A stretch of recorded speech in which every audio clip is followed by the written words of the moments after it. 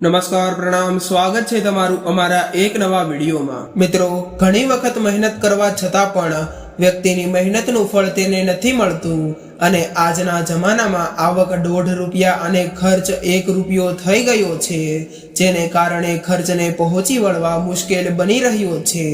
આમ તો માત્ર તમારી મહેનત જ નહીં પરંતુ ઘરનું વાસ્તુ દોષ પણ જવાબદાર હોઈ શકે છે। ખરાબ વાસ્તુ દોષને કારણે ઘરમાં નકારાત્મક ઉર્જા, કામમાં અવરોધ, પરિવારના સભ્યોમાં મતભેદ અને રોગ, પૈસા સંબંધિત સમસ્યાઓ વગેરે વધવા લાગે છે। આ ઉપરાંત અનેક પ્રકારના અવરોધોનો પણ સામનો કરવો પડે છે। આવી સમસ્યાઓથી છુટકારો મેળવવા માટે વાસ્તુશાસ્ત્રમાં કેટલાય એવા ઉપાયો સૂચવવામાં આવ્યા છે અને કેટલી એવી મહત્વની બાબતો વિશે આજે આપણે આજના વિડીયોમાં વાત કરવાના છીએ। આ ઉપાયો કરવાથી વ્યક્તિને આર્થિક લાભ અને જીવનમાં પ્રગતિ, સુખ, સમૃદ્ધિ અને કીર્તિ મળે છે। તો ચાલો જાણીએ વાસ્તુના આ સરળ ઉપાયો વિશે। વાસ્તુશાસ્ત્ર અનુસાર જો ઘરમાં દરેક વસ્તુને યોગ્ય દિશામાં રાખવામાં આવે તો વ્યક્તિ અનેક પ્રકારની મુશ્કેલીઓમાંથી મુક્તિ મેળવી શકે છે। આવી સ્થિતિમાં ધન સમૃદ્ધિ માટે વાસ્તુશાસ્ત્રમાં ઘણા સરળ ઉપાયો જણાવવામાં આવ્યા છે, જેને અપનાવવાથી વ્યક્તિને પૈસા સંબંધિત સમસ્યાઓનો સામનો નથી કરવો પડતો। જો તમે વાસ્તુ પ્રમાણે તમારા ઘરની તમે સલામતી રાખો છો તો પૈસાની કમી નથી આવતી, તેથી તમને આનો લાભ મળશે। આ માટે ઘરની ઉત્તર દિશામાં તમારી તિજોરી રાખો। આ દિશામાં તિજોરી રાખવાથી વ્યક્તિને પૈસા સંબંધિત સમસ્યાઓનો સામનો નથી કરવો પડતો। વાસ્તુ અનુસાર ઘરનો ઉત્તર પશ્ચિમ ભાગ હંમેશા ઊંચો હોવો જોઈએ અને ઉત્તર પૂર્વ દિશામાં ઢાળ હોવો જોઈએ। ઘરના કબાટને હંમેશા દક્ષિણની દિવાલની બાજુમાં રાખો। આ દરમિયાન કબાટનું મુખ ઉત્તર દિશા તરફ હોવું જોઈએ। આમ કરવાથી વ્યક્તિને આર્થિક સંકટનો સામનો કરવો નથી પડતો અને આર્થિક તંગીના ઉતાર ચઢાવ આવતા હોય છે તેમાં પણ તેમને રાહત મળે છે અને વાસ્તુશાસ્ત્રની દ્રષ્ટિથી આ એક સારું સ્થાન અને શુભ સ્થાન માનવામાં આવે છે। પાણી સંબંધિત વસ્તુઓને ઉત્તર પૂર્વ દિશામાં રાખવી જોઈએ, તેને શુભ માનવામાં આવે છે। આવી સ્થિતિમાં આર્થિક લાભ માટે ઘરના ઉત્તર પૂર્વ ખૂણામાં પાણી સંબંધિત વસ્તુ રાખવી જોઈએ। તમે પણ આ ભૂલો નથી કરી રહ્યા ને? ઘણા લોકોને રાત્રે જમ્યા પછી રસોડામાં ખાલી વાસણો રાખવાની આદત હોય છે।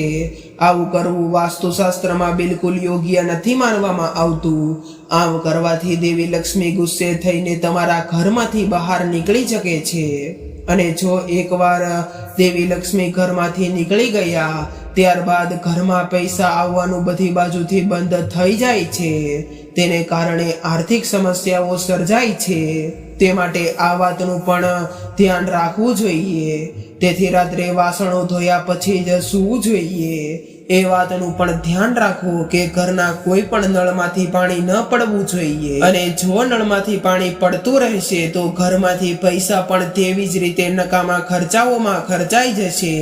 તે માટે આ વાતનું પણ ખાસ કરીને ધ્યાન રાખજો। આર્થિક સમૃદ્ધિ અને સ્થિરતા માટે તમારા પૈસા હંમેશા દક્ષિણ પશ્ચિમ ખૂણામાં રાખવા જોઈએ। આ દિશામાં મૂકવામાં આવેલી વસ્તુઓનો ગુણાકાર થાય છે। પૈસા રાખવા માટેની વસ્તુઓને ક્યારેય પશ્ચિમ કે દક્ષિણ દિશામાં ન રાખવી જોઈએ। આને અવગણવાથી પૈસાની ભારે તંગી થઈ શકે છે। જે લોકો વાસ્તુમાં માને છે અને તે પ્રમાણે કામ કરે છે તો તેઓને તે મળી શકે છે જે તેમને આજ સુધી નથી મળ્યું। હવે મિત્રો, આપણે વાસ્તુ સંબંધિત એવા કેટલાય મહત્વપૂર્ણ ઉપાયો અથવા તો વાસ્તુને સંબંધિત વસ્તુઓ વિશે વાત કરવાના છીએ। તે શરૂ કરીએ તે પહેલા જે લોકો અમારી ચેનલ પર પહેલીવાર આવ્યા હોય તેઓ ચેનલને સબસ્ક્રાઇબ કરી લેજો, વિડીયોને લાઈક અને તમારા મિત્રો સાથે શેર કરી દેજો અને સાચી શ્રદ્ધાથી કોમેન્ટ બોક્સમાં જય શ્રી કૃષ્ણ લખવાનું ભૂલતા નહીં। તો ચાલો વાસ્તુ સંબંધિત કેટલાય એવા ઉપાયો વિશે વાત કરી લઈએ। નંબર 1 ની વાત કરીએ તો વાસ્તુ દોષને દૂર કરવામાં અને ઘરમાં તમામ દેવી દેવતાઓના આશીર્વાદ મેળવવા વાસળી ખૂબ જ અસરકારક માનવામાં આવે છે। આર્થિક સમસ્યાઓથી રાહત મેળવવા માટે અને માતા લક્ષ્મીને આકર્ષિત કરવા માટે વ્યક્તિએ ઘરમાં હંમેશા ચાંદીની વાસળી રાખવી જોઈએ। જો તમે ઈચ્છો તો સોનાની વાસળી પણ રાખી શકો છો, અથવા તમે ચાંદી કે સોનાની વાસળી ખરીદવા માટે સક્ષમ ન હોય તો તમે લાકડાની સાદી વાસળીનો પણ ઉપયોગ કરી શકો છો. તો તમારે તેને અવશ્ય તમારા ઘરના મંદિરમાં તો રાખવી જોઈએ અને તેની પૂજા પણ દરરોજ કરવી જોઈએ.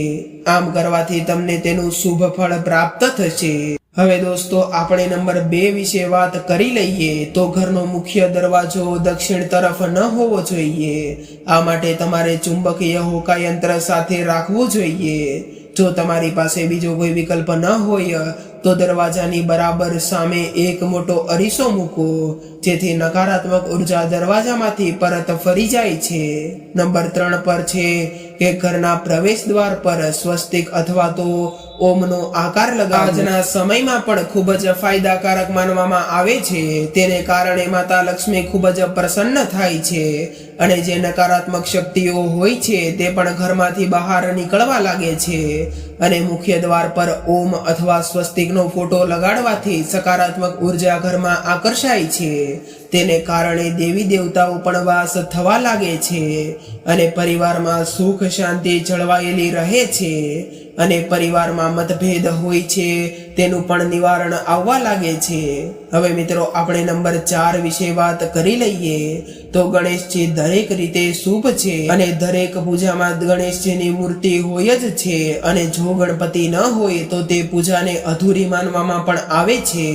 અને તે માટે તમારે તમારા ઘરમાં ગણેશજીની મૂર્તિ અવશ્ય રાખવી જોઈએ અને તે મૂર્તિને તમે તમારા પૂજા ઘરમાં રાખી શકો છો.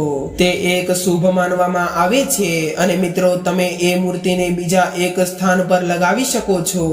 તે છે કે તમારા ઘરના મુખ્ય દ્વારની સામે. તો તમારે ગણેશજીની મૂર્તિને તમારા મુખ્ય દ્વારની સામે 3 મોરપીંછ સાથે લગાડવી જોઈએ, જેને કારણે સકારાત્મક ઉર્જાઓ ઘરમાં પ્રવેશવા લાગે છે.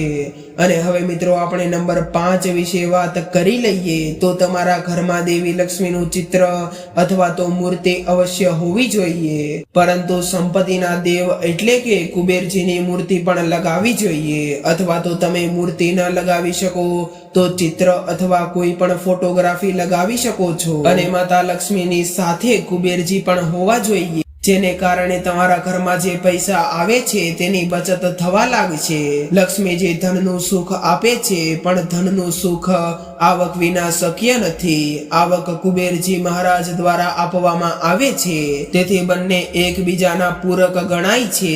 કુબેરજી મહારાજ ઉત્તર દિશાના સ્વામી છે, તેથી તેમને હંમેશા ઉત્તર દિશામાં રાખો.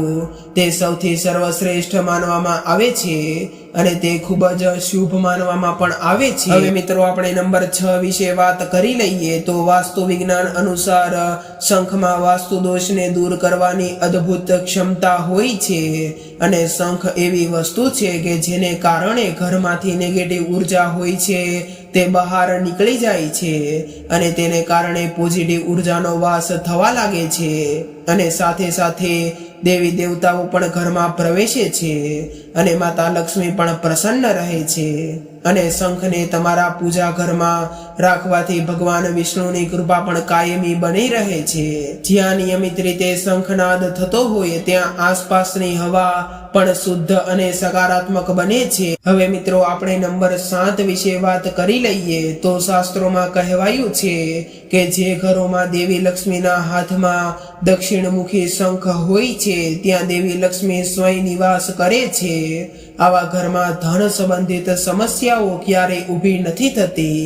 તે માટે તમે ગમે ત્યારે લક્ષ્મી માતાનો ફોટો અથવા તો મૂર્તિ ખરીદો છો તો તમારે એ વાતનું ખાસ ધ્યાન રાખવું જોઈએ કે તેમના હાથમાં દક્ષિણમુખી શંખ હોવો જોઈએ. અને તે ખૂબ જ શુભ માનવામાં આવે છે. તેને કારણે દેવી લક્ષ્મી પણ અત્યંત પ્રસન્ન થાય છે અને ધન સંબંધિત સમસ્યાઓ પણ તમારા જીવનમાંથી પ્રમાણમાં ખૂબ જ ઓછી થઈ જાય છે. હવે મિત્રો, આપણે નંબર 8 વિશે વાત કરી લઈએ.